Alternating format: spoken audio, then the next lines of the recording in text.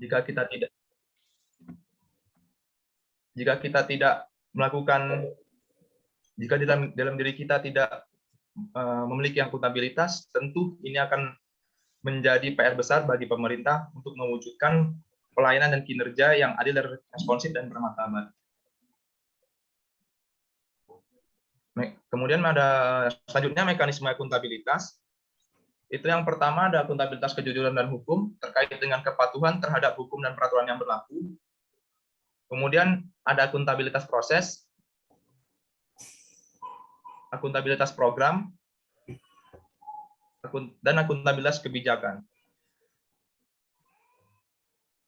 Dan berikut mekanisme akuntabilitas birokrasi di Indonesia. Nah, yang pertama itu ada Renstra, rencana strategis, itu biasanya dapat berupa RPJP, RPJM, RKP, Renstra, dan SKP. RPJP itu rencana pembangunan jangka panjang, RPJM rencana pembangunan jangka menengah, Renstra itu rencana strategis, SKP itu nanti yang sering kita dapatkan, yaitu sasaran kinerja pegawai. Kemudian, nah ini kontrak kinerja. Kontrak kinerja ini fungsinya adalah untuk mengukur seprofesional apa kita bekerja, seakuntabel apa kita bekerja selama 1 tahun, yang mana nanti di dalam kontrak kinerja ini akan tertuang hal-hal apa saja yang menjadi tanggung jawab kita, yang nantinya itulah yang akan menjadi bahan pertanggungjawaban kita, bahan pertanggungjawaban kinerja kita kepada atasan di atas kita. Nah, kemudian ada laporan kinerja atau LAKI. Jika teman-teman pernah dengar yang namanya SIPKA, Sistem Informasi Performa Kementerian Agama, nah itu termasuk salah satu bagian dari untuk penyusunan laporan kinerja. Itu levelnya di tingkat kantor daerah, kantor wilayah, dan pusat. Nah, bagaimana menciptakan lingkungan yang akuntabel? Tentu ada banyak indikator untuk menciptakan lingkungan yang akuntabel. Yang pertama dari kepemimpinan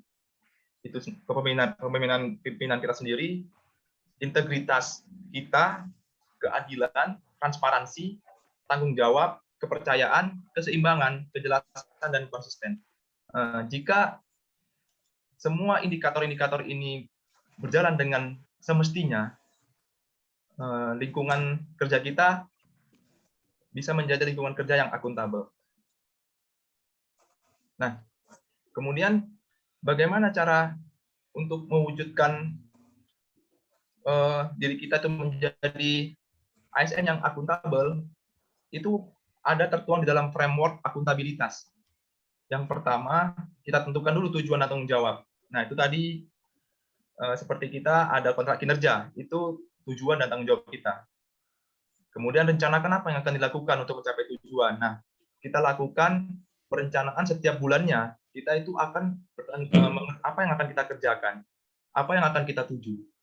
Nah, kemudian lakukan implementasi, monitoring kemajuan. Nah, halo Bayu. Iya, Bu. Di pending aja. Silakan ke teman-teman yang lain di kelompok 3, apa tanggapan kalian terhadap ini materi yang disampaikan oleh tim akuntabilitas.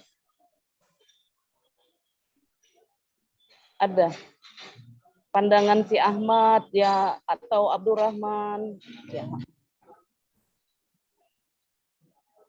terhadap paparan dari saudara Bayu. Iya kan Bayu? Iya, Bu. Jadi ada feedbacknya, tidak hanya Bayu sendiri yang menjelaskan gitu. Peran kawan-kawan juga perlu gitu. Silakan Yuwandi, Naza, Mutmainah, ada komentar terhadap paparan yang disampaikan oleh Bayu tentang akuntabilitas. Lebih tepatnya apa sih efek dari dampak dari nilai-nilai akuntabilitas yang bisa kalian terapkan di dalam perilaku kalian sebagai calon ASN. Silakan Naza, ada yang bertanya?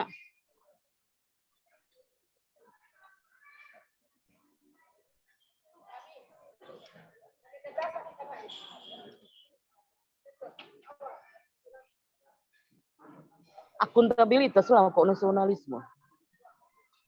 Akuntabilitas. Ayo silakan, siapa yang bertanya ini?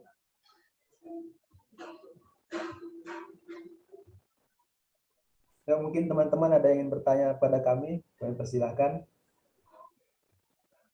Jangan diam. Silakan, tanggapannya apa? Bertanya juga boleh sama mereka.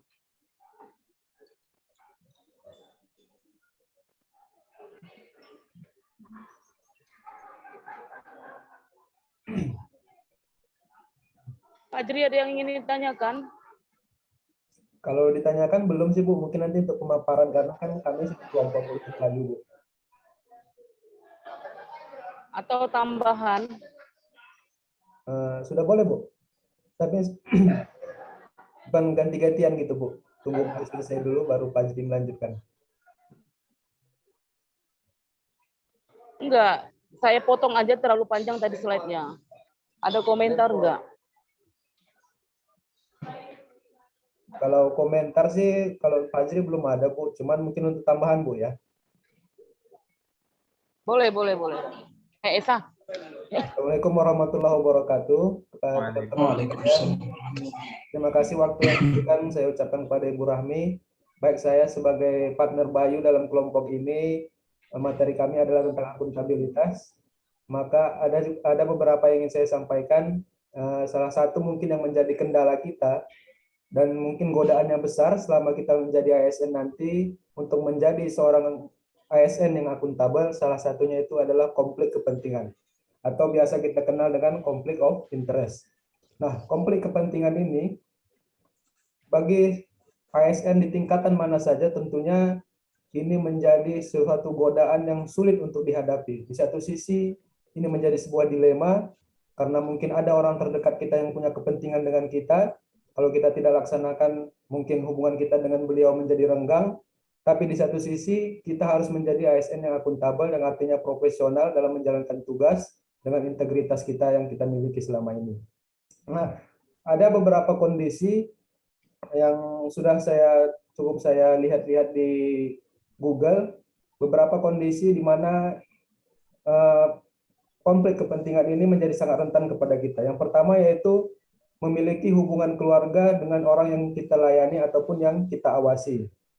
Ini banyak kasus biasanya dalam misalnya profesi auditor. Nah, ketika yang ingin diaudit itu ada hubungan keluarga dengan si auditor ini, maka tentunya ini akan terjadi konflik of interest atau konflik kepentingan. Karena mungkin keluarganya atau teman dekatnya, maka pengawasan tidak akan berjalan dengan sesuai prosedur yang ditetapkan. Sehingga konflik of interest juga terjadi dalam hubungan keluarga. Kemudian yang kedua yaitu rangkap jabatan. Nah, salah satu yang menjadi masalah kita saat ini, walaupun sudah banyak undang-undang atau peraturan-peraturan dalam sebuah instansi bahwa rangkap jabatan itu dilaksanakan, tapi yang sangat kita sayangkan, kita bisa lihat yang menjadi suatu isu yang besar baru-baru ini adalah ketika Rektor Universitas Indonesia memiliki rangkap jabatan sebagai Komisaris BRI. Padahal dalam statuta UI itu dilarang seorang rektor untuk merangkap jabatan dalam BUMN. Yang sangat kita sayangkan, pemerintah malah merevisi statuta UI tersebut, sehingga memperbolehkan rektor untuk rangkap jabatan di BUMN. Nah, ini adalah salah satu contoh dari pemimpin kita, walaupun pemimpin kita, tapi ke depannya tentunya jangan kita contoh hal yang seperti ini. Artinya kalau sudah ada suatu aturan, maka hendaknya kita taati, jangan kita revisi aturan itu untuk suatu pembenaran. Nah, kemudian yang ketiga, menggunakan aset negara untuk kepentingan pribadi. Contoh kasus misalnya nanti Bang Bayu atau Bang Agung menjadi kabid di Kanwil. Kemudian dapat mobil dinas, Innova keluaran terbaru. Tapi kita mungkin ingin melaksanakan resepsi pernikahan anak beliau mungkin. Nah, karena mobil dinas ini mobil bagus, digantilah platnya jadi plat hitam. Kemudian dibawalah mobil dinas ini untuk melamar calon menantu. Artinya apa? Mobil dinas yang seharusnya diperuntukkan untuk kepentingan dinas digunakan untuk kepentingan pribadi. Bahkan dalam kasus-kasus yang hangat kita dengar, biasanya itu sebelum Lebaran. Ketika hendak Lebaran, pasti banyak kita dengar bahwasannya ada beberapa Pemda yang memperbolehkan ASN-nya yang memiliki mobil dinas untuk membawa mobil dinas mudik dengan syarat uang operasional tetap dari kantong pribadi. Tapi menurut saya ini tidak layak kita tunjukkan kepada masyarakat, karena seharusnya fasilitas mobil dinas yang diberikan oleh negara kita gunakan untuk bekerja dalam kepentingan dinas, bukan untuk kepentingan pribadi. Nah, yang keempat adalah membocorkan informasi atau rahasia jabatan. Biasanya ini banyak terjadi, misalnya contoh kasus kita kerja di Kementerian Agama. Misalnya kita bekerja di kantor daerah ataupun kantor pusat. Pimpinan mengajak kita untuk melakukan sidak atau inspeksi ke daerah-daerah karena mungkin mendengar di suatu daerah ada beberapa pegawai yang tidak disiplin dalam melaksanakan tugas. Nah, karena kita misalnya mempunyai kolega atau teman di daerah tersebut, kita salahkan jabatan kita, informasi yang kita dapat tadi kita bocorkan bahwasannya kita akan melakukan sidak bersama pimpinan ke daerah tersebut. Sehingga artinya apa? Seharusnya sidak tadi bisa memberikan efek jera kepada teman-teman kita yang berada di bawahan tadi atau yang di daerah-daerah tadi, tidak bisa berjalan sebagaimana mestinya karena informasi bahwasanya akan dilaksanakannya sidak itu sudah bocor kepada teman kita tadi akibat dari perbuatan kita. Sungguh ini adalah salah satu konflik of interest yang sangat merugikan instansi. Tentunya ini harus kita hindari. Kemudian yang kelima adalah memberikan akses khusus kepada orang lain. Misal contoh kasus kita bekerja di kantor KUA. Ada misalnya orang yang ingin menikah. Biasanya itu banyak syarat-syarat yang didahului. Tetapi karena ada hubungan keluarga dengan kita, maka prosedur-prosedur itu semua kita tabrak. Artinya yang harusnya tadi bisa menikah 10, biasanya sekarang itu 10 hari setelah melakukan pendaftaran di SIMKA, karena mungkin kolega kita atau saudara kita atau keluarga kita, lalu kita buat 3 hari, kita percepat. Ini kan artinya kita menyalahgunakan prosedur yang seharusnya ada, yang seharusnya sudah ditetapkan oleh negara. Kemudian yang keenam yaitu menyalahgunakan wewenang, menggunakan jabatan untuk tujuan lain. Ini juga adalah beberapa konflik kepentingan yang banyak terjadi di ASN kita saat ini.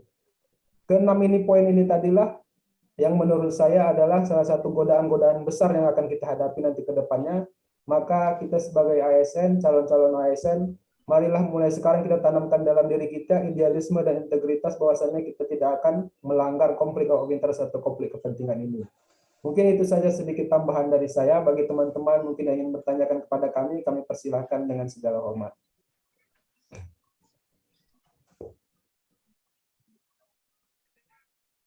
Assalamualaikum warahmatullahi wabarakatuh. Waalaikumsalam warahmatullahi Terima kasih atas penyajian materi dari Bang Bayu. Nah, di sini saya pengen menanya pandangan. Ya.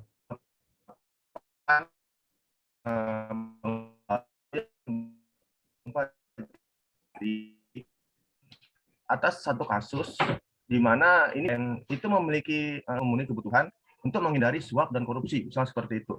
Karena salah satu yang membuat ASN itu menerima suap dan korupsi karena merasa kurang seperti itu. Nah, untuk menutupi kekurangannya ini, dia tuh memiliki banyak job sampingan yang sebenarnya itu halal seperti itu. Nah, namun karena repotnya atau banyak pekerjaan di side jobnya ini, sehingga pekerjaan atau tanggung jawab dia sebagai ASN itu mulai sedikit berkurang seperti itu. Nah, menurut Bang Bayu, Bang Ahmad Fajri, itu bagaimana tanggapan untuk kasus seperti ini, seperti itu?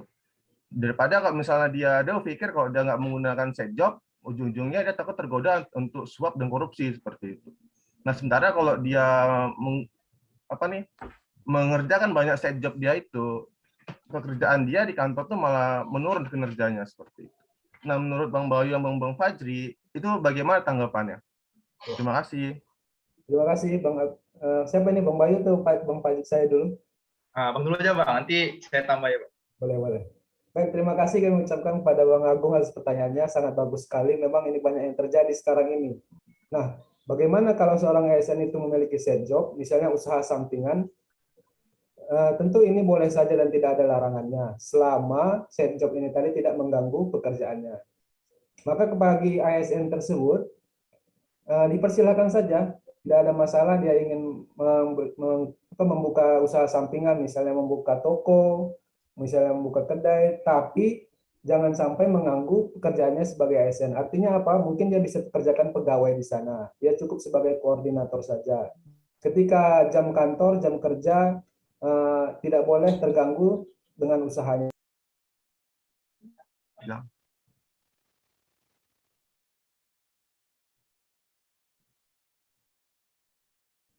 Halo, Assalamualaikum. Ya, Bang, dengar Bang. Dengar, Bang. Tadi putus koneksinya. Sudah dengar suara saya? Dengar Bang. Sudah, Bang. Mohon maaf tadi ya, koneksi. Tentunya sebagai ASN boleh saja kita memiliki set job. Hanya saja set job ini tadi jangan sampai atau menuruni produktivitas kita sebagai ASN. Misalnya kita membuka toko di rumah ataupun di mana saja kita inginkan. Haruslah untuk mengurus toko tersebut boleh kita misalnya tugaskan istri kita atau keluarga kita, atau kita cari pegawai, kita cukup sebagai koordinator atau owner saja. Boleh sekali-sekali misalnya pada kita lakukan usaha tersebut, tapi jangan sampai kurangi kita sebagai seorang ASN. Saya pernah teringat dengan perkataan seorang ustadz, seorang penceramah, kalau misalnya kamu digaji 4 juta, maka bekerjalah seperti sehingga nantinya yang 1 juta itu Allah akan bayarkan dengan berbagai kenikmatan, misalnya kesehatan, istri yang soleha, anak yang pintar, anak yang cerdas. Itu adalah salah satu. Kalau kita bekerja dengan ikhlas, walaupun kita dibayar sebanyak 3 juta, tapi kerja kita kualitasnya orang bekerja 5 juta, maka kelebihannya itu pasti akan Allah bayarkan, karena tidak akan ada yang sia-sia. Sebaliknya, kalau misalnya kita bekerja digaji 5 juta, tetapi kita bermalas-malaskan seperti orang yang digaji 2 juta, memang kita tetap digaji 3 juta, tapi percayalah yang 3 juta itu nanti pasti akan diambil Allah, baik itu melalui penyakit, hal-hal yang tidak terduga yang harus kita buat. Misal contoh kasus, baru gajian nih, kita baru gajian 3 juta. Tiba-tiba kita bawa motornya terjatuh misalnya. Akhirnya apa? Bawa ke bengkel. Keluar 500 ribu ini tadi bukan rezeki kita. Seharusnya kita introspeksi diri, kenapa itu cepat diambil Allah yang 500 ribu tadi. Nah, itulah salah satu menurut saya bagus sekali yang disampaikan tadi. Marilah kita bekerja dengan ikhlas, walaupun kepekerjaan kita itu tidak dinilai orang dengan baik, percayalah Allah pasti akan menilai dengan yang lebih baik. Mungkin itu saja. Ada tambahan dari Bang Bayu, kayaknya persilakan. Mungkin tidak banyak yang saya tambahkan. Bang Agung, jujur aja aku juga kepikiran ingin punya usaha sampingan, tapi nanti itu yang jalankan istriku. Ya gitulah. Jadi memang memang sebuah dilema memang. Di sisi lain mungkin kita punya cita-cita ya. Aku ingin naik haji di umur segini, kan nggak mungkin dari penghasilan yang segini, kayaknya nggak kurang cukup. Ya bagaimana kita mendapatkan tambahannya dari sampingan. Cuman balik lagi ke diri kita nanti ketika jadi PNS ya, kita pasti bakalan disumpah. Nah, kita harus tetap ingat sumpah itu, bahwasannya kita PNS ini sebagai pelayan masyarakat, itulah tugas utama kita. Jangan menjadikan, karena anggapannya mungkin kan tugas pelayan masyarakat, di warung kopi bisanya itu. Nah, tapi nggak seperti itu juga.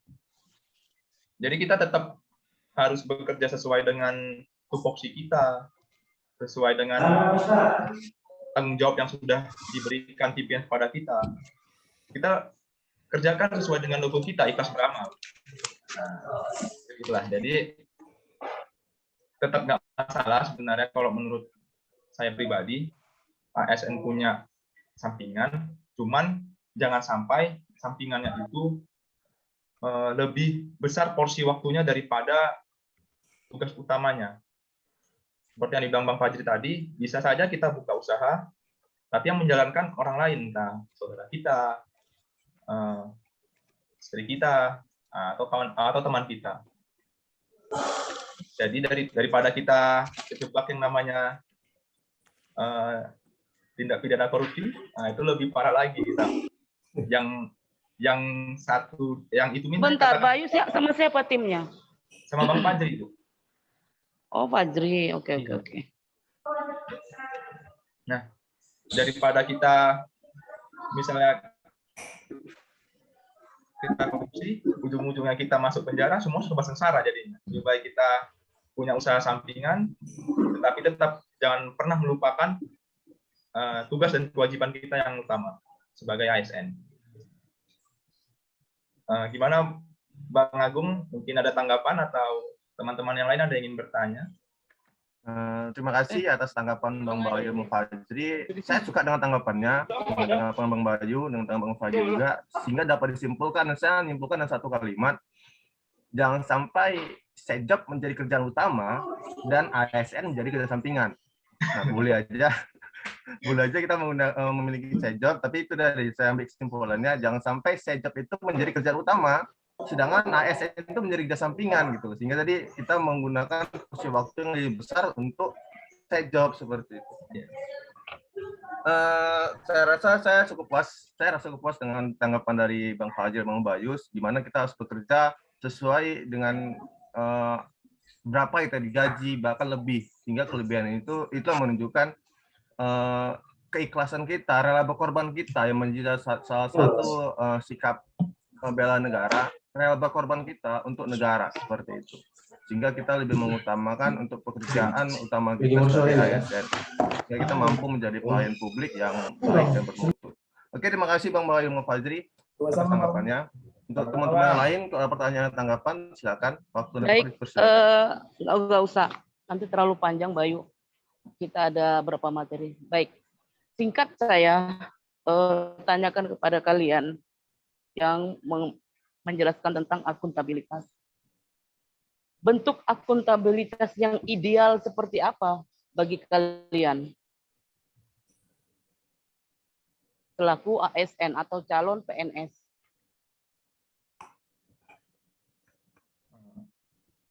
Oke, Bu. Silakan jawab. Aku duluan, Bang. Boleh Bang Bayu. Bang Bayu atau saya dulu boleh juga. Ya, Bang duluan lagi lah, Bang. Ya, terima kasih Bu atas pertanyaannya.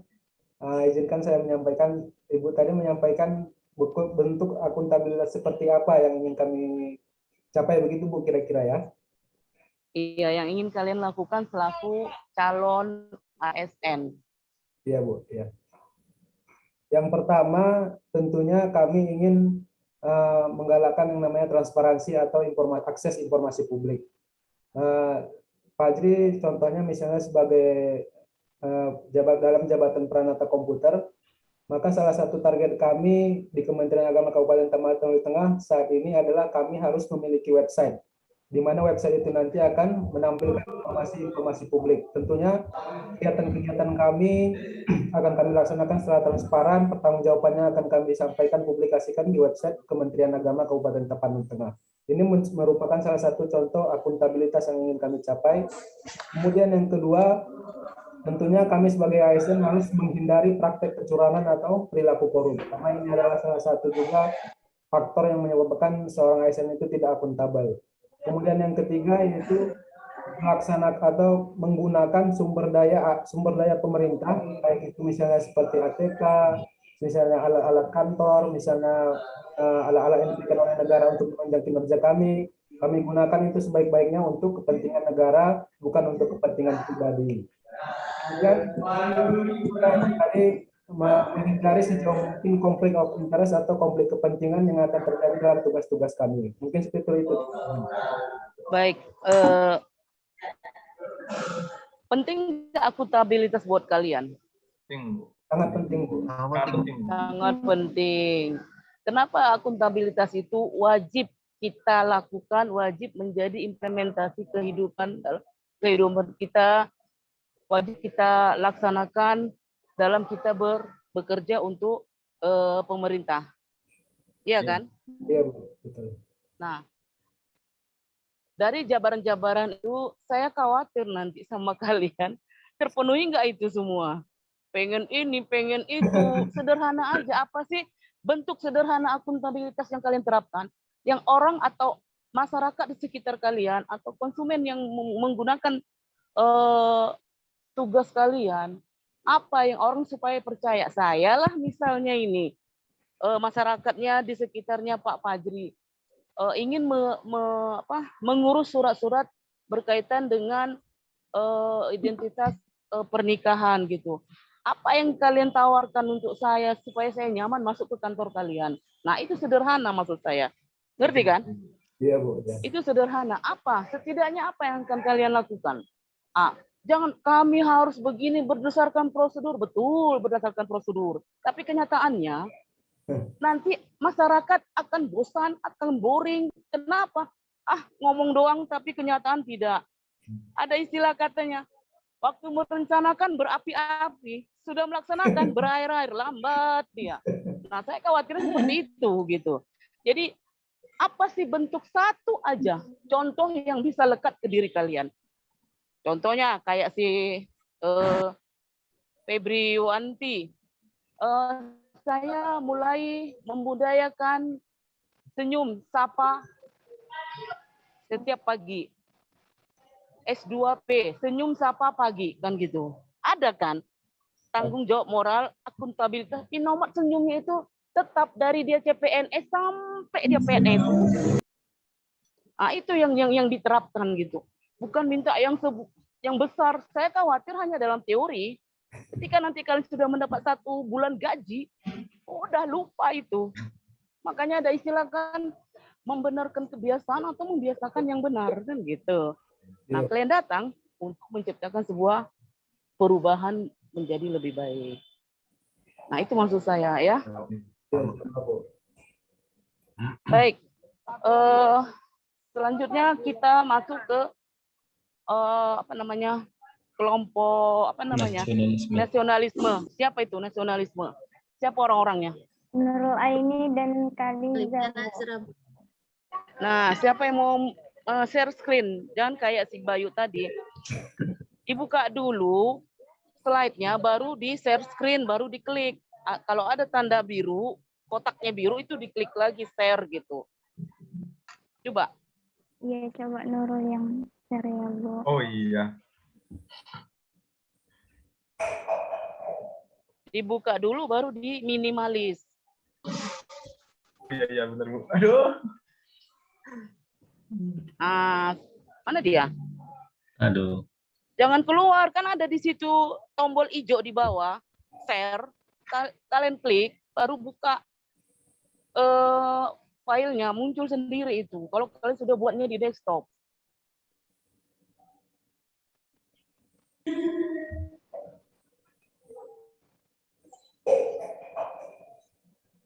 Bisa? Silakan, Bu.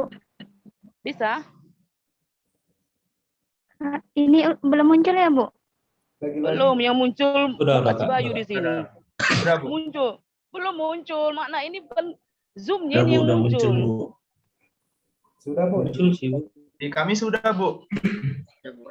Itu, berarti handphone saya jadul. Jaringannya Oke, mungkin, Bu. lanjut. Udah kelihatan.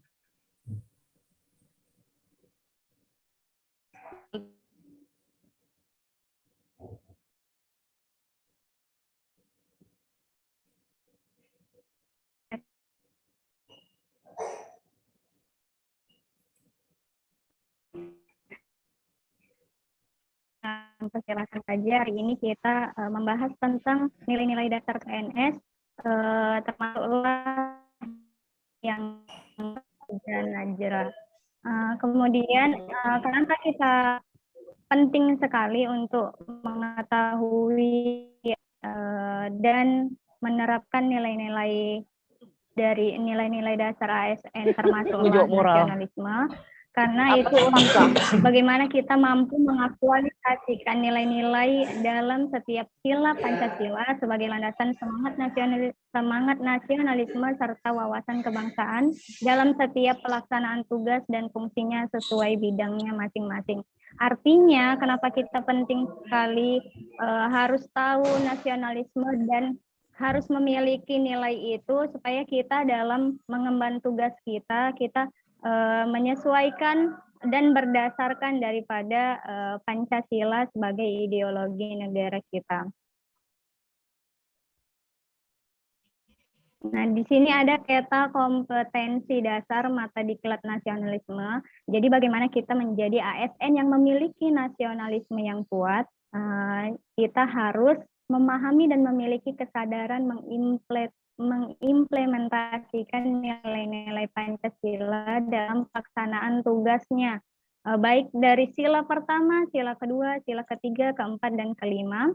Karena apa? Karena kita sebagai ASN memiliki fungsi, ada 3 fungsi dari ASN. Yang pertama, kita sebagai pelaksana kebijakan publik. Jadi bagaimana kita melaksanakan kebijakan dari pemerintah itu untuk masyarakat, kita harus berdasarkan daripada sila-sila Pancasila. Kemudian ASN juga sebagai pelayan publik.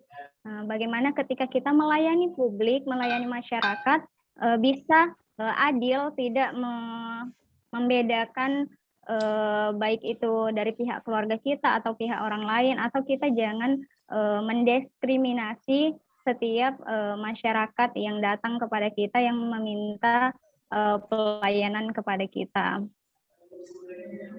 Kemudian ASN juga sebagai perekat dan pemersatu bangsa ini sangat penting sekali untuk kita. Karena apa?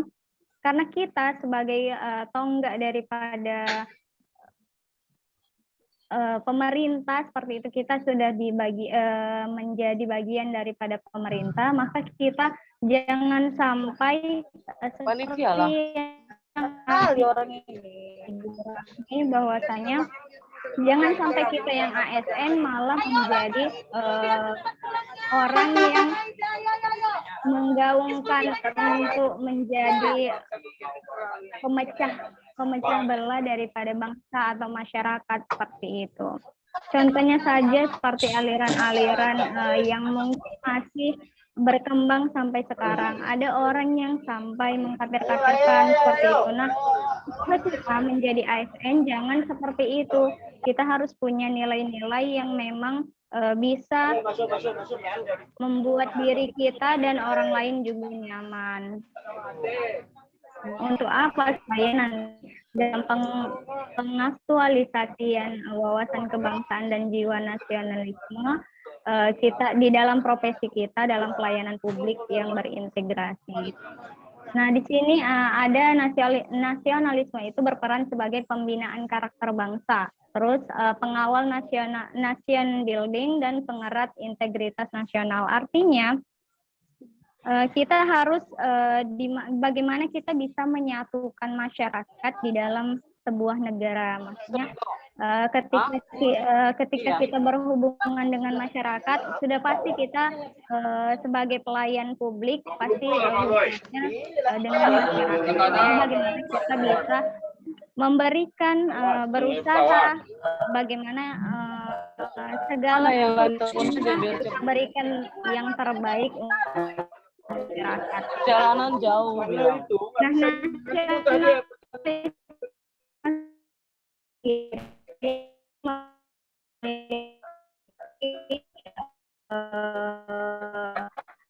Pengertian ini ada pengertian secara politik yang sama suatu bangsa. Kelihatan nggak sih? Cita-cita dan pendorong bagi suatu bangsa baik untuk merebut kemerdekaan maupun sebagai pendorong untuk membangun dirinya maupun lingkungan masyarakat, bangsa dan negara. Mungkin ini teman-teman sudah sangat mengerti ya bagaimana nasionalisme itu untuk kita sebagai warga negara Indonesia. Terlebih lagi kalau dari artian sempitnya, nasionalisme itu bisa diartikan suatu sikap yang meninggikan bangsanya sendiri sekaligus tidak menghargai bangsa lain sebagaimana mestinya. Nah, itu seperti kita membangga-banggakan bangsa kita, tapi kita tidak menghargai bangsa lain. Nah, tapi itu dari arti yang sempit. Nah, kalau nasionalisme secara luas, pandangan tentang rasa cinta yang wajar terhadap bangsa dan negara dan sekaligus menghormati bangsa lain. Nah, ini artian secara luasnya kita sudah mencintai bangsa dan negara kita, dan kita tidak boleh juga tidak menghormati daripada bangsa lain. Karena kita juga punya hubungan kerjasama dengan bangsa lain. Jadi nasionalisme itu harus ditekankan kepada diri kita sebagai warga negara. Apalagi terlebih kita sebagai PNS atau ASN.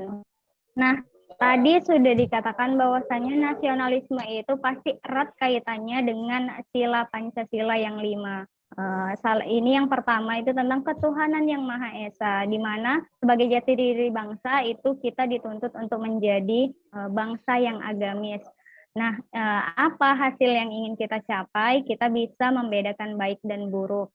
Artinya ketika kita menjadi pelayan publik, kita menjadi perekat dan pemersatu bangsa tadi dan melaksanakan kebijakan yang ada, kita harus tahu apakah itu bernilai baik atau buruk. Nah, kalau kita sudah bisa membedakan itu, berarti kita sudah mengamalkan daripada Pancasila yang pertama atau sila yang pertama di dalam kehidupan kita dan di dalam pekerjaan kita. Kemudian kita bisa membedakan halal dan haram seperti yang banyak terjadi itu ya tentang korupsi misalnya. Nah, jadi kalau kita sudah menanamkan nilai ketuhanan, nilai Pancasila yang pertama ini di dalam diri kita, terlebih kita sebagai ASN, maka hal-hal yang seperti itu bisa kita hilangkan, bukan diminimalisir ya, tapi dihilangkan, dan jangan sampai kita terikut dengan yang seperti itu. Kemudian kita bisa membedakan hal yang hak dan yang batil. Ini sama saja sih, bisa membedakan baik buruk, halal haram, dan yang benar dan yang batil. Nah, wujud nyata dari perilaku sehari-hari kita, ya sudah pasti kita akan menjadi orang yang jujur. Terus kita hormat kepada orang lain. Artinya nilai ketuhanan ini kan lebih kepada bagaimana kita mengimplementasikan diri kita di dalam beribadah seperti itu. Baik dalam pekerjaan kita itu adalah suatu ibadah. Bagaimana pekerjaan kita bisa bernilai ibadah dengan ibadah yang benar.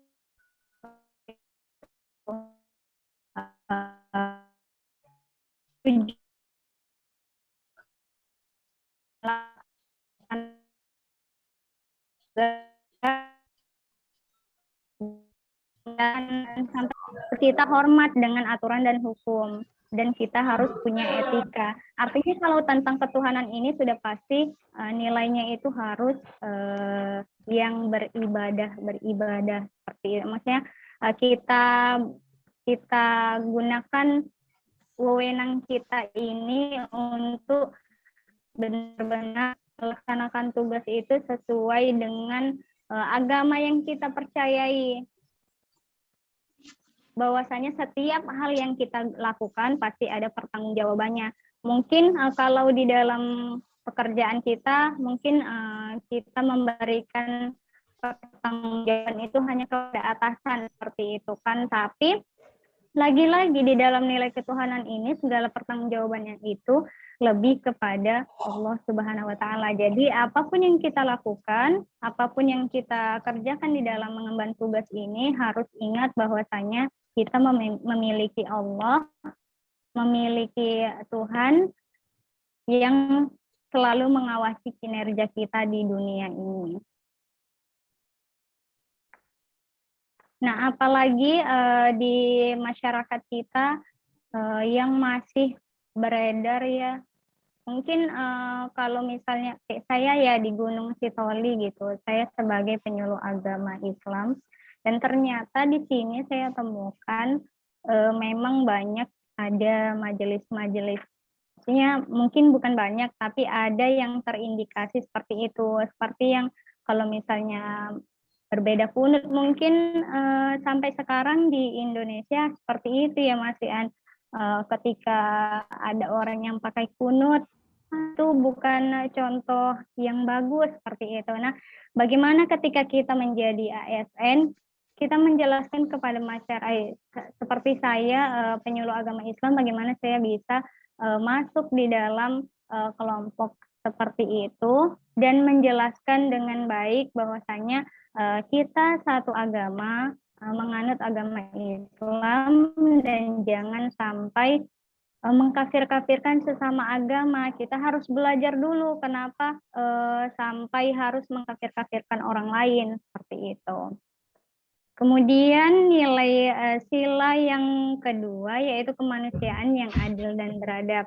Nah, sebagai jati diri bangsa, bangsa yang menghormati, artinya kita harus menghormati hak asasi manusia. Nah, sebagai pelayan publik, kita kan sebagai ASN itu pasti melayani publik. Nah, bagaimana kita bisa menghormati masyarakat atau pelanggan atau orang yang sedang melayani seperti itu. Berarti di sini kita harus berlaku adil, seperti yang sudah dijelaskan juga di dalam akuntabilitas tadi, bahwasanya kita harus menggunakan wewenang kita itu sesuai dengan prosedurnya. Jangan sampai karena dia keluarga kita, maka kita percepat aksesnya untuk mendapatkan pelayanan kita seperti itu. Dan di sini itu kemanusiaan yang adil dan beradab, kita harus sopan.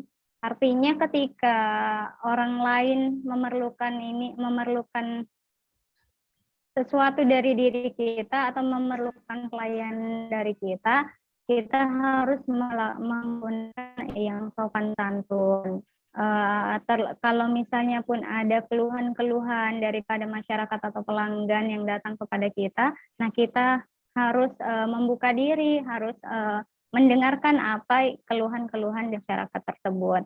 Nah, artinya kita harus saling tolong-menolong di dalam kehidupan ini, terlebih di dalam pekerjaan kita. Kemudian sila yang ketiga, sebelum masuk ke sila yang ketiga, apakah ada tanggapan dari teman-teman? Ya boleh ya. Disingkat aja, silakan tanggapan dari teman-temannya terhadap materi nasionalisme. Silakan. Apakah yang dijabarkan itu sudah tepat? Apakah yang dijabarkan itu mendekati dalam kehidupan sehari-hari pada para calon ASN, terutama kalian yang terlibat di dalamnya, iya kan? Nah, ada tanggapan dari teman yang lain, silakan. Saya izin untuk memberikan sebuah tanggapan.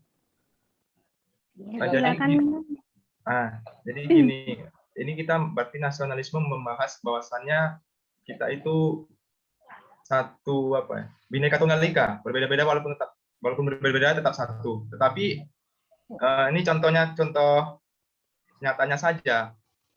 Mungkin di antara kita yang laki-laki ini ya ASN ini, ketika liga sepak bola sudah berjalan misal kayak kita, kalau misalnya kayak di Jawa, saya bukan menjadi orang Indonesia, tapi menjadi orang Bandung. Saya mendukung Persib mati-matian. Nah, ketika Persib lawan Persija, bisa jadi di situ terjadi baku hantam. Nah, karena apa? Di situ nasionalismenya sudah hilang. Di situ para supporter itu sudah tidak melihat lagi diri mereka itu sebagai bangsa Indonesia, tapi sebagai terlalu fanatik mendukung klub sepak bola kesayangannya. Itu bisa kita lihat ya beberapa tahun belakangan yang lalu itu baku hantam antara pendukung Persib dan Persija sampai ada yang meninggal. Tetapi ketika timnas kita berlaga, kita menjadi orang Indonesia. Nah, berarti dalam hal ini mungkin di tengah-tengah masyarakat kita pemahaman tentang nasionalisme itu masih hanya sebatas di ujung lidah, tetapi tidak dimasukkan ke dalam hati. Contohnya tadi seperti itu sih. Nah, mudah-mudahan kita yang sebagai ASN, terutama yang laki-laki nih ya, yang mungkin penggila bola dan juga tergabung dalam supporter sepak bola, mungkin bisa jadi kan, karena kita tidak tahu kegiatan kita ketika lepas baju seragam kita di luar itu apa. Nah, saya titip pesan untuk teman yang mungkin menjadi anggota klub supporter itu untuk tetap menjunjung tinggi nasionalisme. Jangan sampai kita terkotak-kotak hanya karena fanatik terlalu tinggi terhadap klub kesayangan kita. Jadi mungkin seperti itu.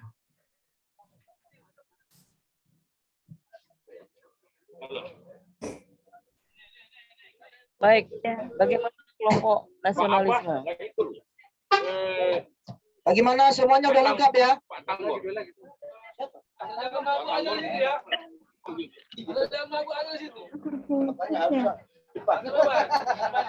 Siapa yang belum? Position. Suaranya terdengar nggak teman-teman? Dengar? Selain Nurul, tanggapan yang lain. Kan kelompok ada 2 orang. Kita tunggu 1 orang lagi teman kita ya. Si Bapak John Serati. John Nainggolan juga. Silakan.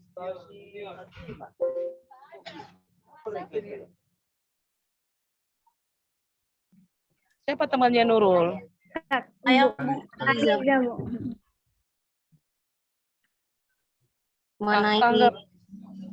Mengenai tanggapan Bang Bayu tadi ya, sebenarnya memang kita setiap orang itu punya sifat yang memang ketika kita di satu golongan tertentu itu kita ingin membela gitu kan. Tapi itu tadi kembali ke Pancasila tadi, kita sebagai warga negara Indonesia kita tetap harus menjunjung persatuan Indonesia gitu.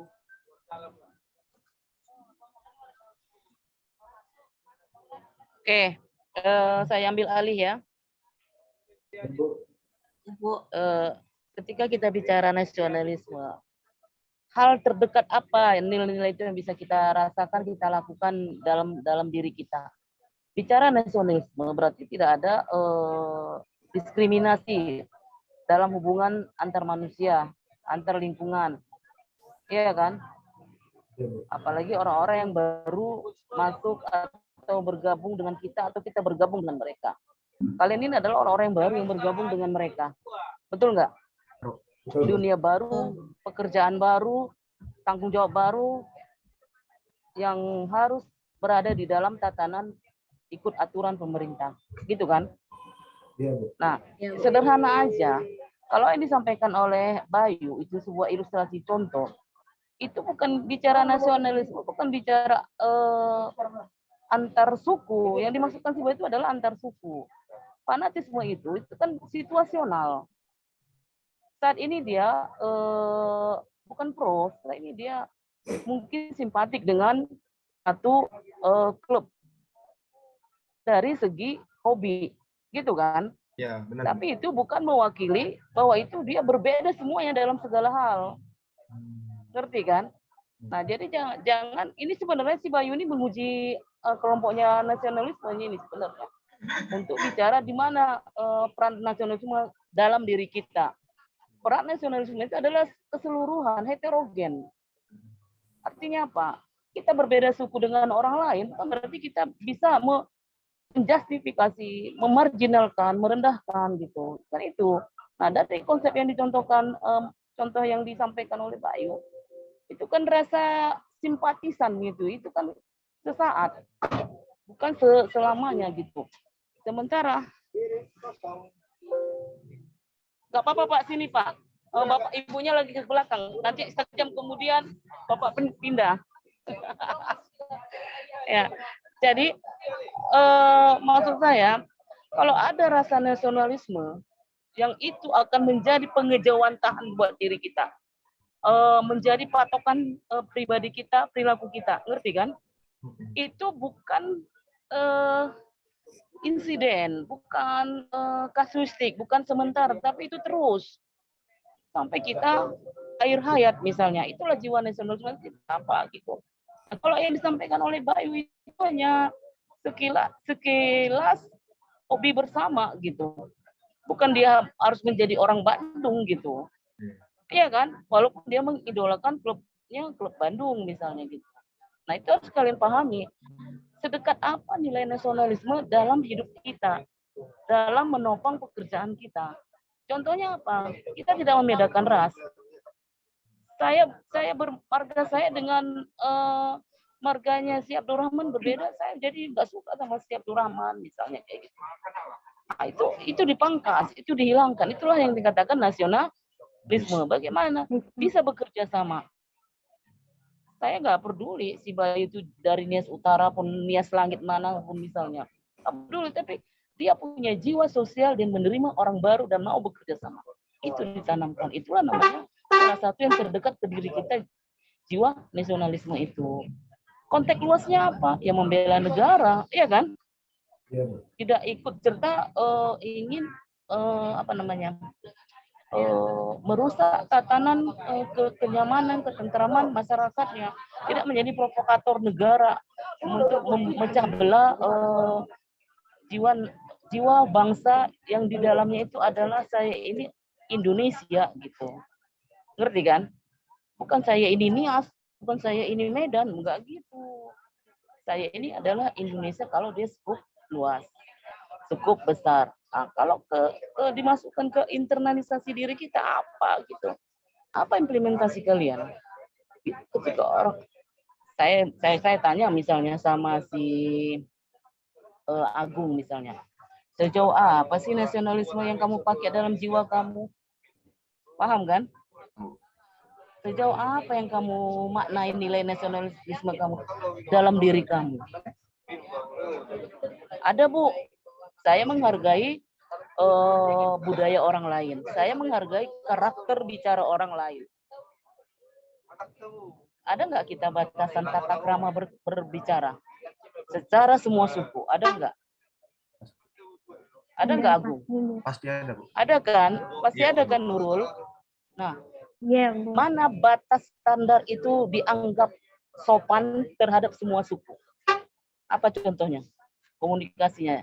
Ketika kita bertegur sapa sama orang lain yang beda karakter, beda budaya, beda suku dari kita. Apa contoh sederhananya? Standar sopan ya, menyapa orang yang berbeda dengan kita. Apa, Nurul? Mengucapkan salam, Bu. Yang pertama. Mengucapkan salam. Iya, Bu. Selain itu apalagi Pak Dan Ji? senyum juga bisa. Bisa tegur sapa, Senyum. panggil nama. Ya, adakah batas standar komunikasi singkat ketika kita bertegur sapa ketemu pertama sama mereka? Tegur sapanya bentuknya apa? Kata si Fajri tadi mengucapkan salam. Selain salam apa lagi? Senyum, Apa Bu. lagi? Bisa tanya kabar atau ibu dari mana gitu. Baik kali si Nurul gitu.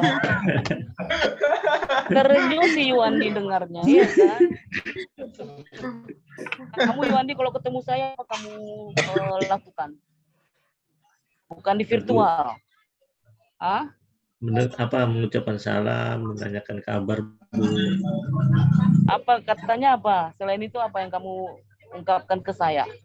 Saya cuek aja sama kamu karena saya nggak kenal kamu misalnya. Tapi kamu kenal saya.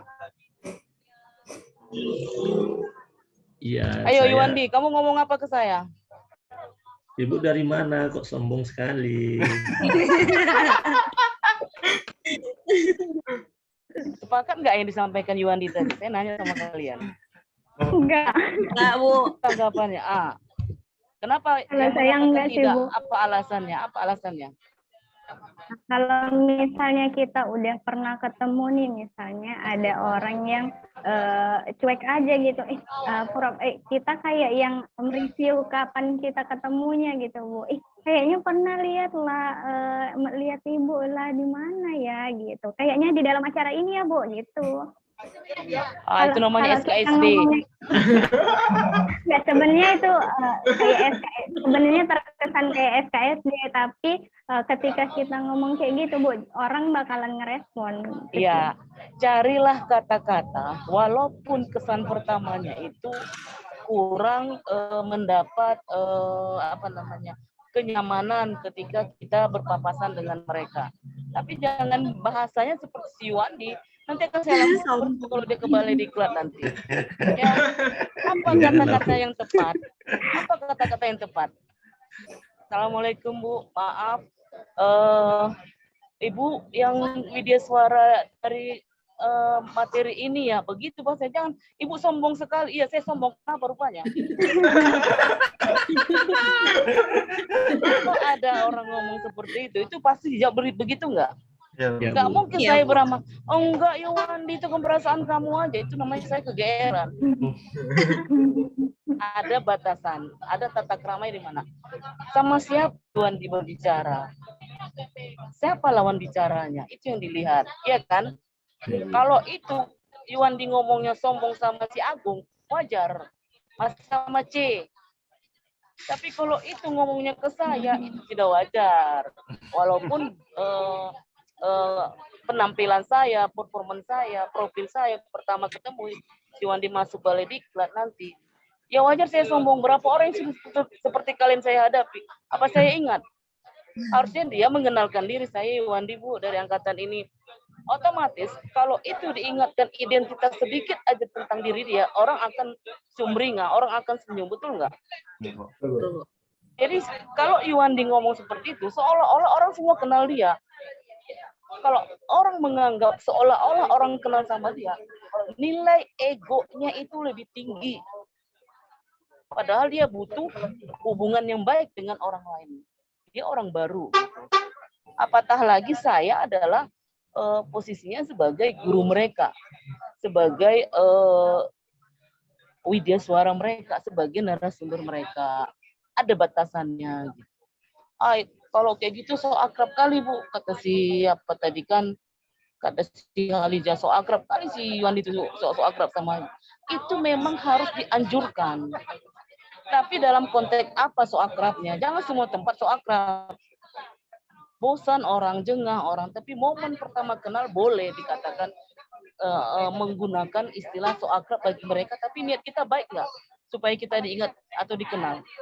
Karena yang ingin mengenalkan diri kan kalian kan? Iya, Bu. Atau saya ingin mengenalkan diri kepada kalian?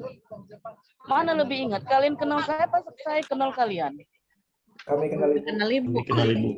Ini kenal Ibu. Ya, karena kalian fokusnya pada satu orang, yaitu narasumber yang masuk di kelas kalian, narasumber yang masuk di kelompok kalian, kan gitu kan? 10 orang kalian, angkatan 3 10 orang, udah 20 orang, angkatan 2, angkatan 1 30 orang, bagaimana saya menghafal kalian? Itu artinya kalau tingkat kedekatan itu lebih dominan, kita lebih kenal sama dia, kitalah yang beramah tamah. Itu maksud saya. Ngerti? Ngerti, Bu. Ya. Yang kedua, tidak saling kenal misalnya. Bagaimana supaya bertegur sapa itu? Ya tahu diri, sama-sama kita membuka ruang untuk bisa saling kenal. Jangan menunggu. Nanti jangan-jangan saya Abdurrahman ditengoknya si Febriwanti. Nggak sesuai dengan virtualnya daripada asli. Katanya nanti ya berubah dia pandangannya terhadap, bukan ingin membangun hubungan komunikasi yang baik bagi tim dalam kelompok, malah ingin mengukur dari konteks diri dia pribadi. Itu salah kan?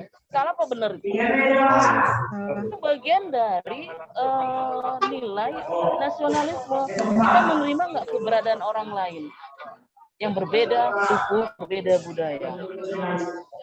Datang si Abdurrahman karena ditengoknya di virtual itu wajahnya adalah kamera 36, kelihatan di balai diklat lain wajahnya, ya kan? Nggak bisa kayak gitu juga, Abdurrahman.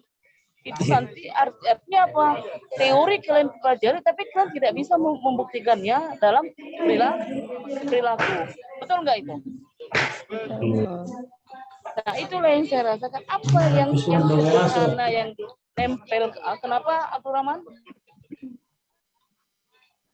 Apa yang nempel dalam sikap-sikap kita menunjukkan bahwa itu ada nilai nasionalismenya. Contoh, kita di hari Kamis atau hari Jumat itu pakai batik nasional, batik daerah. Menunjukkan kearifan lokal, bahwa ini loh budaya yang kita kembangkan, iya kan?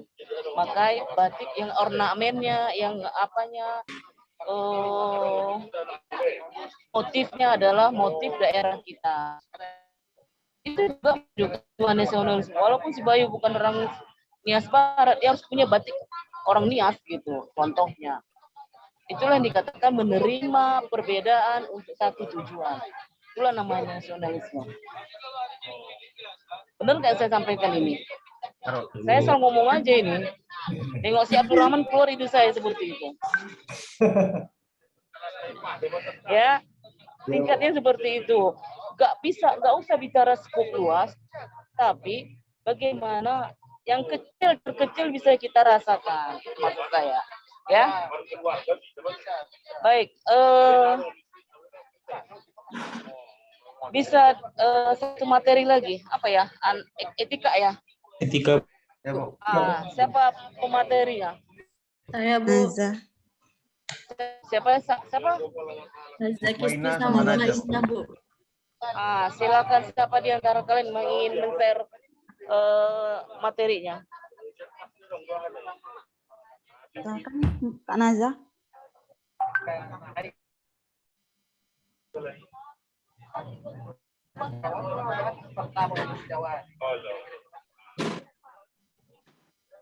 Singkat ya, ke intinya aja. Gak usah hasil belajar apa, nggak perlu. Definisi, implementasi, dan apa tanggapan kalian? Bismillahirrahmanirrahim. Di sini kami akan mencoba memaparkan pemahaman kami tentang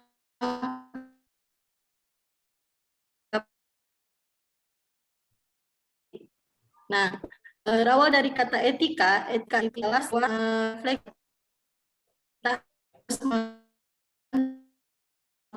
yang baik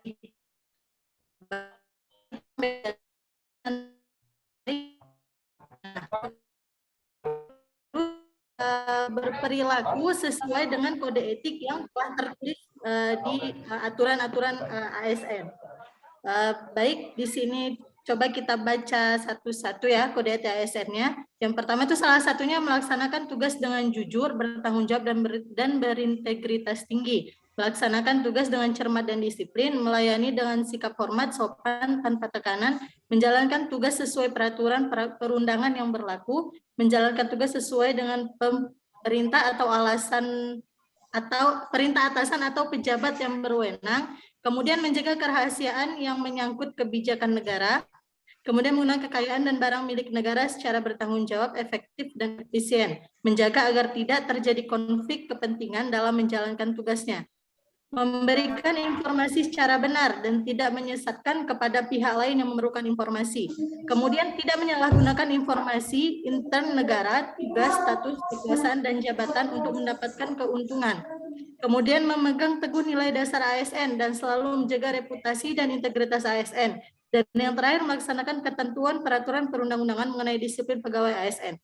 Nah, jadi ini adalah poin-poin yang mengatur apa-apa saja rules bagi ASN, apa-apa saja yang harusnya, yang patutnya dilakukan oleh seorang ASN, dan juga menjadi pembatas atau pagar perilaku seorang ASN. Jadi tidak boleh melenceng dari poin-poin yang telah disampaikan, tidak boleh melanggar apa-apa yang telah disampaikan. Misalnya di sini ada poin nomor 7 negara secara bertanggung jawab. Jadi kita tidak boleh menggunakan barang-barang milik negara atau inventaris negara, inventaris pemerintah untuk kepentingan tadi. Salah satunya seperti dibahas di kelompok sebelumnya tadi adalah mobil dinas. Mobil dinas itu adalah milik negara, tidak boleh digunakan untuk kepentingan pribadi, misalnya jalan-jalan atau liburan, begitu. Jadi kita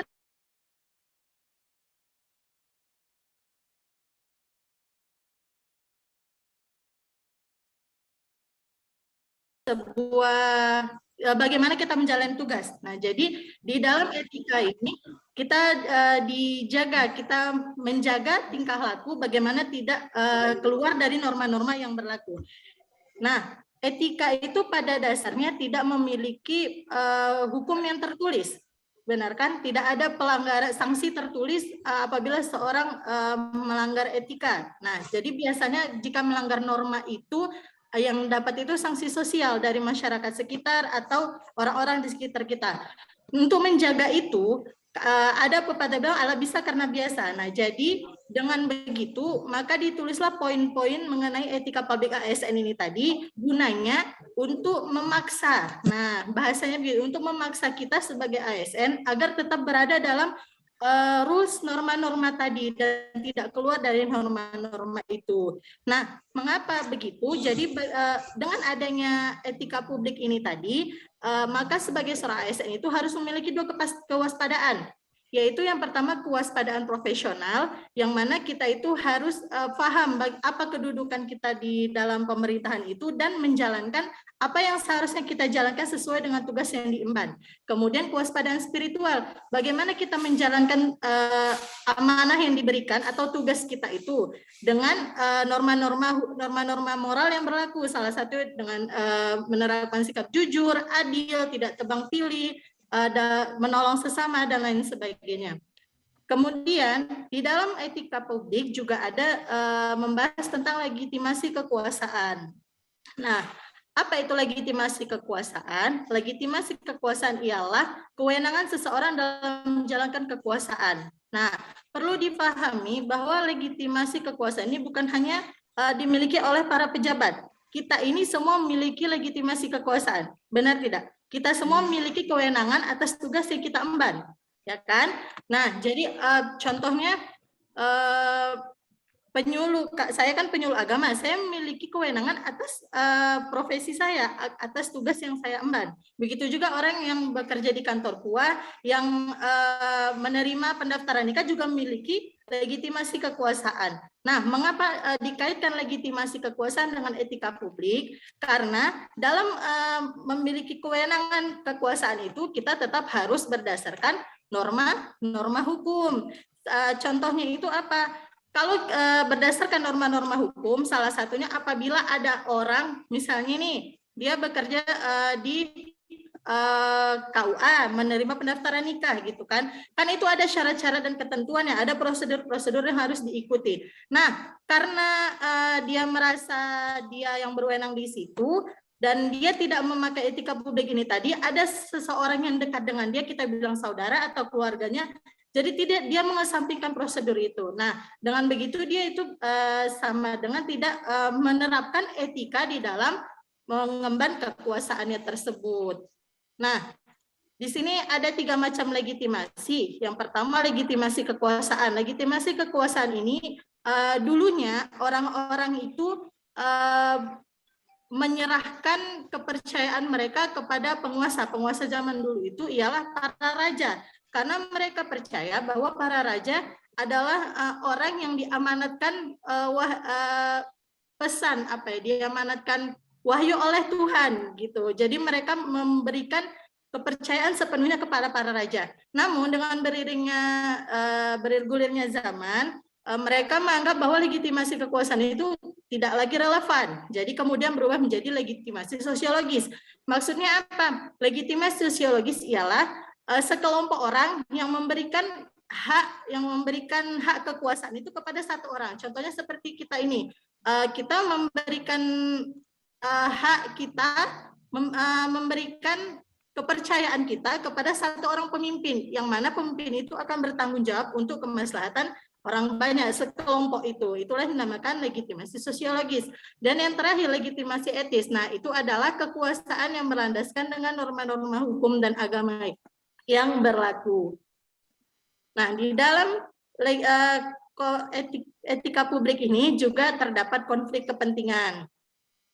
Nah, tadi telah disampaikan bahwa dalam mengemban jabatan, dalam bertugas, dalam mengampung kekuasaan, kita itu harus mengedepankan norma-norma yang berlaku. Salah satunya jujur, tidak tebang pilih, harus ikhlas dalam menjalani profesi yang kita lakukan itu, sehingga tidak muncul yang namanya konflik kepentingan. Konflik kepentingan ini ada beberapa bentuk yang dikatakan sebagai konflik kepentingan. Salah satunya aji mumpung, kemudian loyalitas ganda, menerima atau memberikan suap, pemanfaatan fasilitas organisasi atau lembaga untuk kepentingan pribadi, menyalahgunakan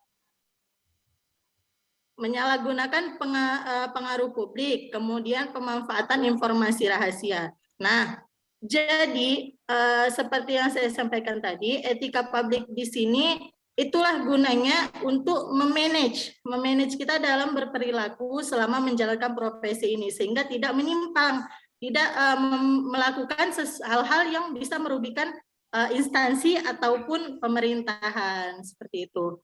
Kemudian ini adalah dampak dari konflik kepentingan, yaitu salah satunya penyalahgunaan kekuasaan, kemudian pengerahan sumber daya publik yang kurang optimal, dan yang terakhir peningkatan kesejahteraan rakyat yang terabaikan. Nah, mungkin sekian yang dapat kami sampaikan. Terima kasih, lebih dan kurangnya saya mohon maaf.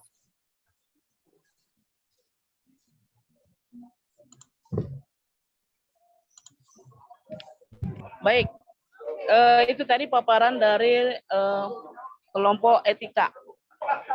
Ada yang ingin memberi tanggapan atau pertanyaan terhadap kelompok itu, silakan.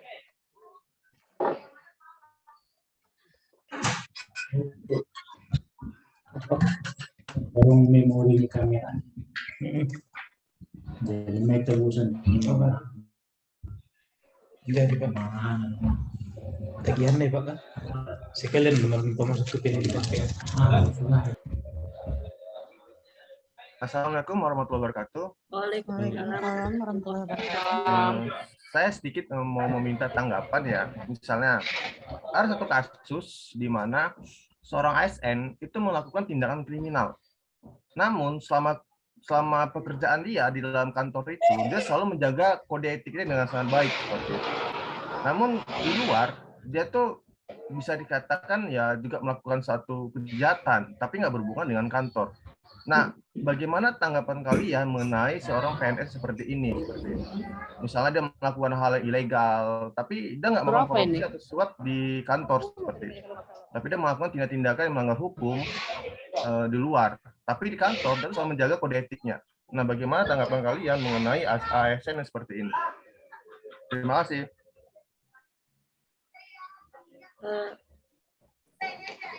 Boleh dijawab, Bu? Iya, langsung aja. Baik, saya coba ya Bang Agung ya, saya coba memaparkan pemahaman saya. Jadi ASN itu, kita itu menyandang gelar ASN bukan hanya saat kita berada di kantor. Benar? Nah, selama kita menghirup udara, selama kita berpijak, kita tetap menyandang gelar ASN. Jadi perilaku kita itu tanggung jawab berperilaku baik sesuai hanya saat kita berkantor. Tapi selama 24 jam dalam satu hari itu kita tetap harus menjaga perilaku kita. Jadi misalnya kayak yang Mbak Agung bilang, dia di kantor baik menjalankan kode etik, tapi di luar dia kriminal gitu kan. Nah, itu bukan sesempit itu loh gitu. Maksudnya bukan hanya di kantor doang kita menyandang ASN, terus setelah pulang udah bukan ASN lagi. Gitu kan. Sama misalnya ada orang datang, apa mungkin saat dia di rumah, dia nggak mengakui kita sebagai ASN. Nggak begitu. Setiap tindak tanduk kita dalam kehidupan, pasti orang selalu memandangi kita adalah ASN. Kita adalah pelayan publik. Jadi mulai dari kita dinyatakan lulus walaupun masih CPNS semalam, kita sudah harus memahami kode-kode etik yang berlaku bagi ASN, ya kan? Kemudian sudah harus bisa menjaga nih tingkah laku kita. Bahkan sampai media sosial saja sudah dipantau, benar nggak? Ya kan? Nah, jadi 24 jam dalam kehidupan kita itu sudah dipantau karena kita sudah memiliki label ASN. Jadi tidak bisa hanya di kantor aja menjaga kode etik, kemudian keluar nggak lagi gitu. Terima kasih, itu menurut saya, Bang. Terima kasih Kak Naja atas tanggapannya.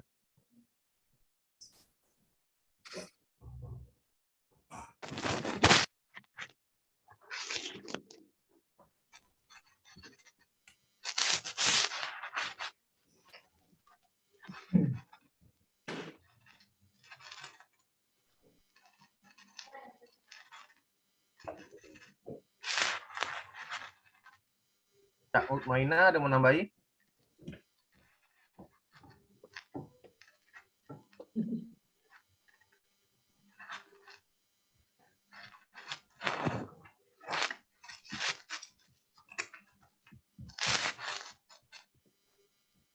Halo, udah selesai jawabnya?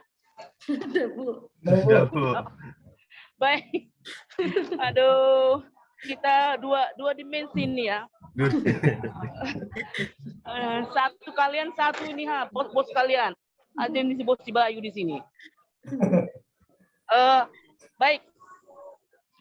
Penjelasan saya nanti saja karena ini waktunya sudah habis ya, 2 JP kan. Ya, Nanti di pertemuan selanjutnya saya jelaskan tentang etika ya. Nah, etika nanti nggak tercover dan melewati batas.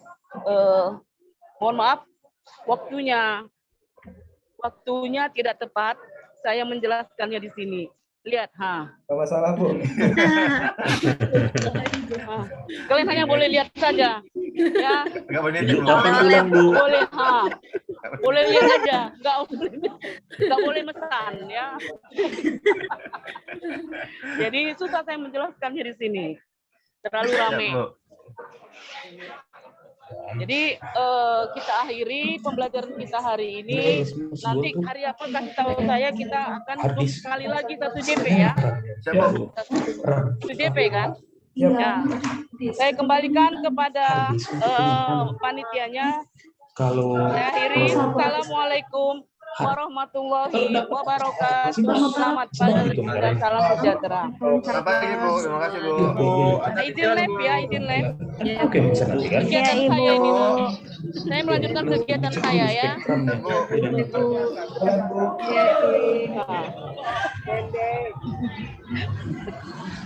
Aduh, ya Allah.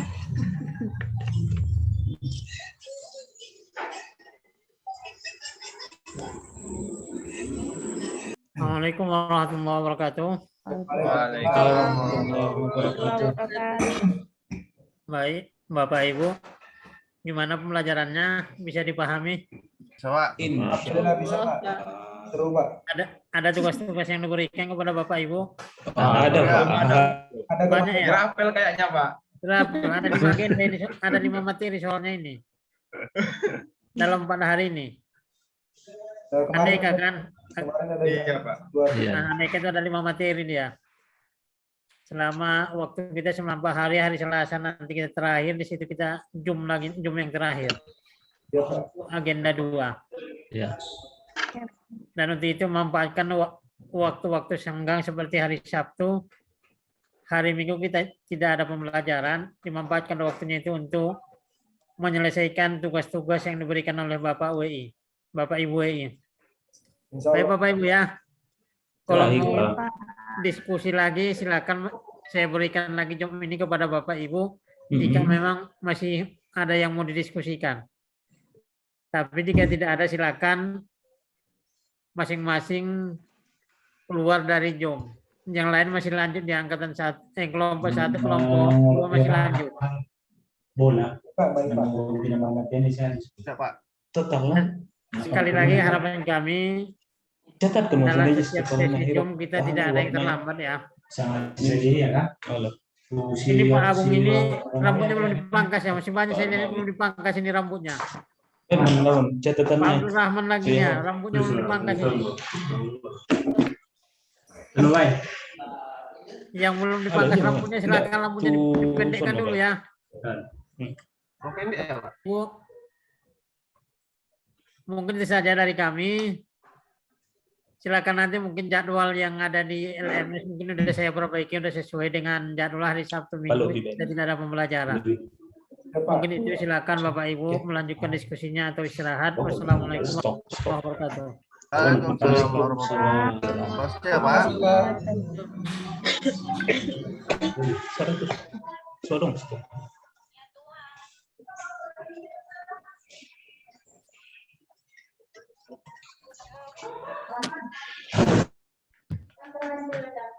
Mana teman-teman, ada yang mau didiskusikan lagi? Nulis kebutuhan lampu. Oh, tagihannya. Oke. Siap. Bang Agung memang belum ini ya. Tugas kita yang kemarin itu deadline-nya kapan ya, Bang? Jadi, Kurang pendek ya? Berarti disuruh ini. Lebih pendek lagi aku nih, Bang. Apa? Iya. Soalnya Wak tahu kayaknya sebelah sini udah diselesaikan. Mungkin kayaknya maksud Bapak itu sebelah atas itu juga. Ya udah foto Kami loh, Bang. Botak, Bang. Sayang Bang Agung, sayang. Nanti karena terus sisir kan botak. Abdul Rahman sama Bang Agung. Sisir itu lebih dari Bang sisir, Rahman Bang. kayak banyak kerjaan nih. Dia tadi kasih kerjaan terus ya.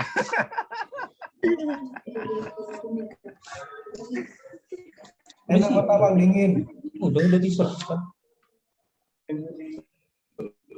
Jadi Bang, kurang Bang pendek. Fajri, jadi yang di apa namanya yang tugas dari ibu itu yang kelompok itu belum ya kan? Belum, ibu itu belum ada bagikan Bang. Kelompoknya belum dibagi, Kak. Nanti lah Yang tugas ya, Bang, yang itu Yang Bang Fajri yang tugas satu lagi itu Bang. itu juga belum tahu juga kapan dikumpulkan. Maksudnya tugas ini kan Yang cinta tanah air itu. Yang kita belum tahu juga kapan dikumpulkan. tabel apa itu? Iya, iya. Nanti lah coba kita tanya ya. Pas malam aja nanti kita tanya. Oke Bang. Kalau yang kelompok kan memang Total belum dan dibagikan. sudah sampai.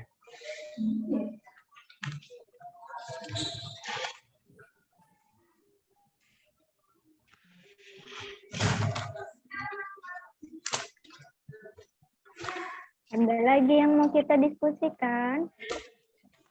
ada lagi yang mau diskusi ya kan? Jadi nasib kelompok komitmen mutu sama anti korupsi aman nih. Aman. Terakhir.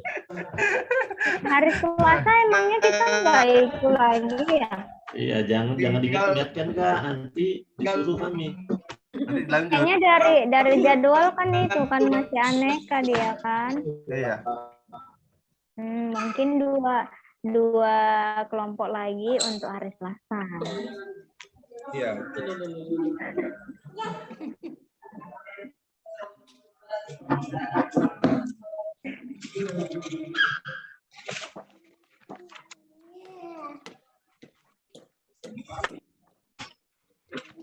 Kak Nurul.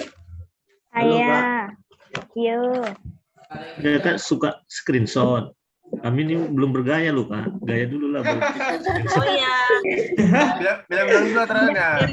Kalau tadi Kak Mutmainah nggak nampak. Kak Mutmainah sama Kak Febriwanti nggak nampak. Di antara ada dan tiada. Iya ya, ingat aja Bang Iwandi ya. Ingatnya cuman awak tukang screenshot. Sama tukang ingat di absen. Absen ya. Oh, jam 7. Iya sama Bang Rahman juga. Kak Febri juga sekarang. Sekali. Wah, jam 6.59 dari depan apa tuh ya? Dari pantengin terus. Absennya udah diketik, tinggal kirim, Bang. Ya. Tinggal klik aja dia. Iya. Oke, bergaya please.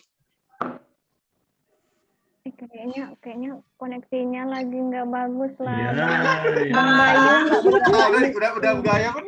Bang Bayu di sini nggak bergaya. Kak Febri diem aja. Kak Mutmainah nggak nampak muka. Terus yang koneksinya bagus aja deh. Screenshot. Ini Bang Bayu suka screenshot juga. Foto HP Kak. Enggak kali jaringannya ya, Bang. Iya, harganya di situ. Tagihan yang kemarin. Ini jaringan juga agak jelek. Tagihan ini dia kayaknya Ini lebih udah di banyak. apa kan, Bu? Iya, Kak Febri berbayang di sini. Iya. Sinyalnya jelek. Gabung apanya?